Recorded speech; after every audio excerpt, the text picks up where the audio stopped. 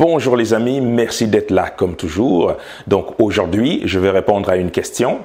On m'a posé la question de savoir si je devais proposer une recette simple en 3 ou 4 étapes à une personne qui souhaite atteindre une certaine liberté financière, quelle serait cette recette-là? Voilà. Donc, c'est une excellente question. J'ai déjà eu à aborder ce sujet à quelques reprises sur la chaîne, mais bien entendu, on ne réinvente pas la roue, donc il me fait grand plaisir de revenir sur ce sujet aussi longtemps, aussi souvent qu'il le faudra, tout simplement. Voilà. Donc, reste bien jusqu'à la fin aujourd'hui. Je vais te donner une recette simple en 3 étapes pour toute personne qui souhaite reprendre le contrôle sur ses finances, pour toute personne qui souhaite éventuellement atteindre une certaine liberté financière. Voilà. Avant d'aller plus loin, si tu n'es pas déjà abonné à la chaîne, n'hésite pas à t'abonner. N'hésite pas également à partager cette vidéo. Et je te rappelle ou je t'informe que tu peux télécharger dès aujourd'hui mon livret les 10 bonnes raisons de devenir investisseur. Regarde dans la partie description. Voilà. Donc, alors, une recette simple en 3 étapes. On va pas faire compliqué aujourd'hui. Si tu souhaites reprendre un certain contrôle sur ta vie financière, sur ta situation financière, tu souhaites améliorer ta santé financière, voire atteindre une liberté financière, eh bien, tu devrais garder à l'esprit 3 étapes simples. Première étape, c'est gagner de l'argent.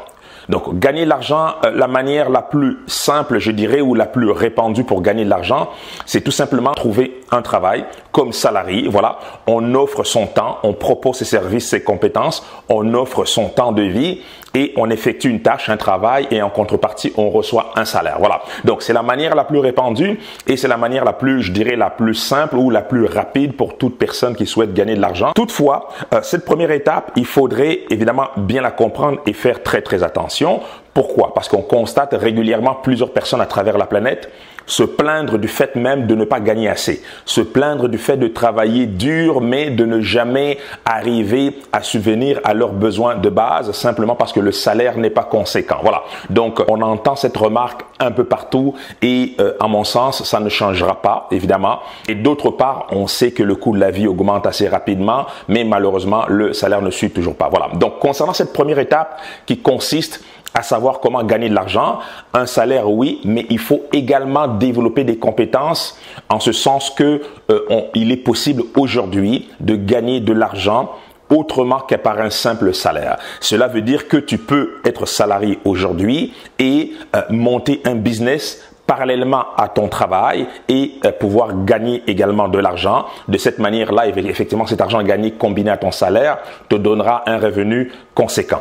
Si tu es étudiant, par exemple, et que tu ne travailles pas encore parce que tu es 100% concentré aux études, sache qu'aujourd'hui en 2020, il est possible pour toi effectivement de gagner de l'argent à travers un business en proposant tes services, en proposant tes connaissances, tes compétences, entre autres en utilisant Internet comme levier pour faire ce business-là. Voilà. Donc, l'avantage effectivement de monter un business entre autres avec Internet te permet que tu sois salarié ou encore étudiant ou même entrepreneur, évidemment, de générer des activités qui vont te permettre de gagner un peu plus d'argent sans pour autant que tu puisses mettre tes autres activités en péril tout simplement. Voilà. Donc, deuxième étape, donc première étape, on a parlé de savoir gagner de l'argent et de développer des compétences pour gagner de l'argent à travers d'autres sources que ton salaire. Deuxième étape, simplement qui consiste à conserver cet argent-là. Gagner de l'argent, c'est bien, mais il faut savoir conserver cet argent-là. Et comment tu fais pour conserver ton argent?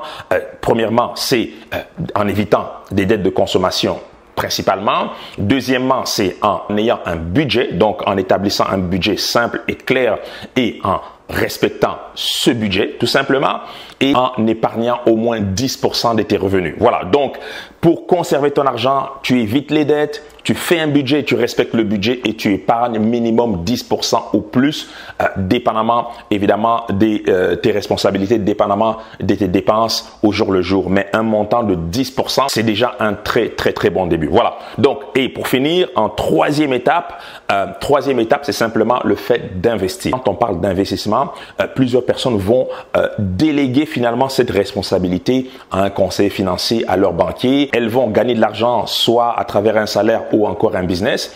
Ces personnes vont faire un effort de moins dépenser pour des futilités et respecter leur budget. Mais quand vient le temps d'investir, ces personnes vont simplement déléguer cette tâche à leur conseiller financier ou encore à leur banquier, tout simplement, et elles vont regarder ailleurs en espérant que les choses se passent bien. Eh bien, tu veux reprendre le contrôle sur ton argent, cela veut dire qu'il faut que tu gardes le contrôle sur chacune des étapes que je viens de citer. Gagner de l'argent, conserver cet argent, mais également quand vient le temps d'investir, il faut effectivement apprendre moindrement les bases de l'investissement et essayer de te familiariser avec les différents piliers. Tu m'as déjà entendu en parler à plusieurs reprises sur la chaîne. On parle de la bourse, on parle de l'immobilier, on parle même du fait d'investir sur le business de quelqu'un d'autre ou de lancer soi-même son propre business.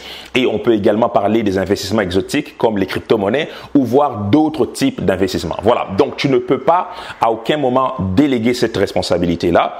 C'est ta responsabilité. Tu veux atteindre un objectif donné et tu dois travailler jusqu'au bout pour atteindre cet objectif-là. Et les 3 étapes que je viens de te citer, tu dois maîtriser ces 3 étapes-là.